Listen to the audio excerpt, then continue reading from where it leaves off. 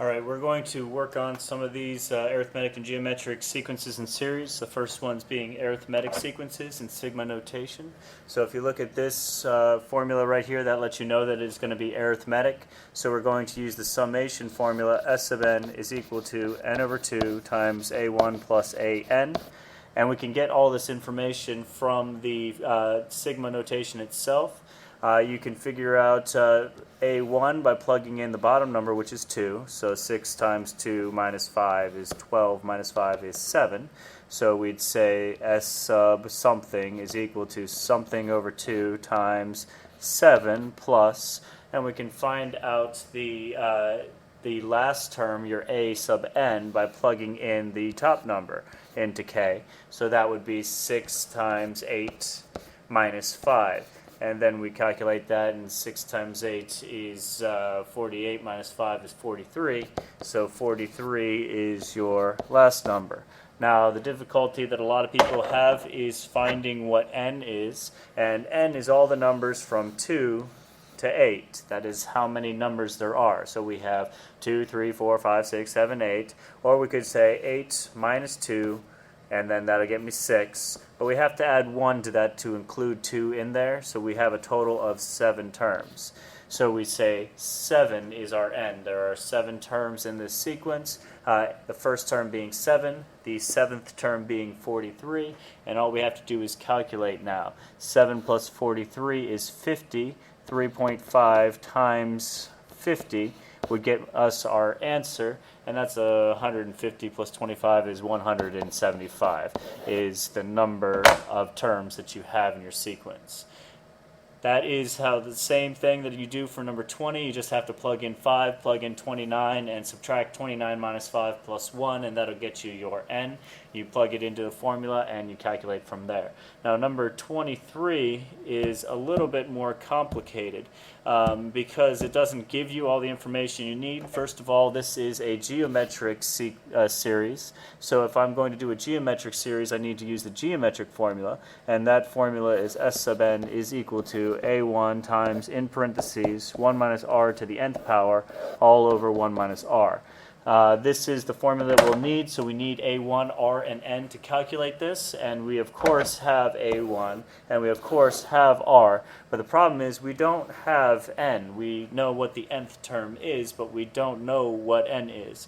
So a good way to do this is by simple trial and error to figure out what I would have to do to make an n, or make that number by multiplication over and over and over again. So in my calculator, what I'm going to do is just simply say 5. Why is this not working? Let's try this again.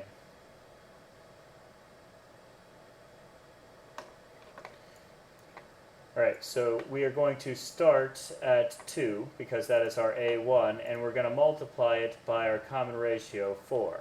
And we're going to do that several times to see how many times we would have to multiply a1 by 4 to get up to my nth term of 524,288. So I've multiplied it here. 2 times 4, that's your a2, a3, a4, a5, a6. I don't know what it is going to be, but I'm just going to try 7. And yep, that's not enough. So I'd say 2 times 1, 2, 3, 4, 5, 6, 7, 8. Nope, not quite. So we say, let's see, 9. So answer times 4 is 9, 10, and that's a little bit too big.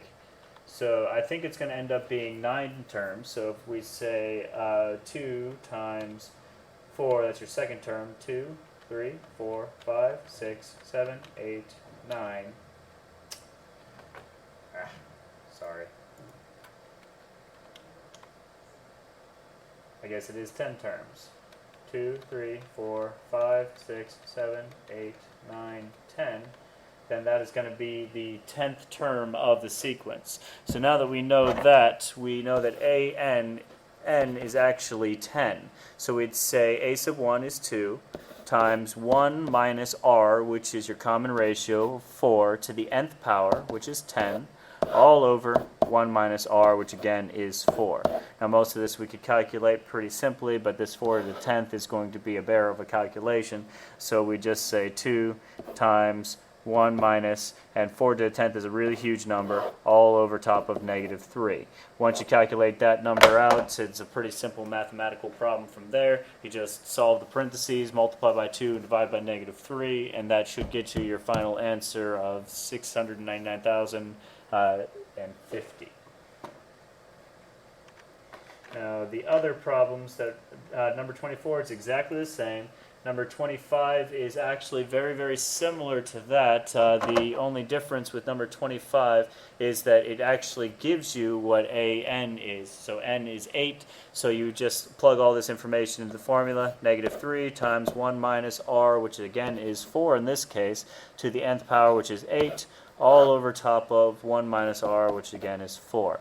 Now, a common mistake is that people will look at this negative 4, for instance, and raise a negative 4 to the 8th power, and if you do that in parentheses, it's going to become positive, and then they'll add that to 1. So make sure that you could either type this into the calculator exactly as you see it, with the parentheses and the exponents and everything, or you can calculate it individually. 4 to the 8th, 1 minus that, times negative 3, all over negative 3.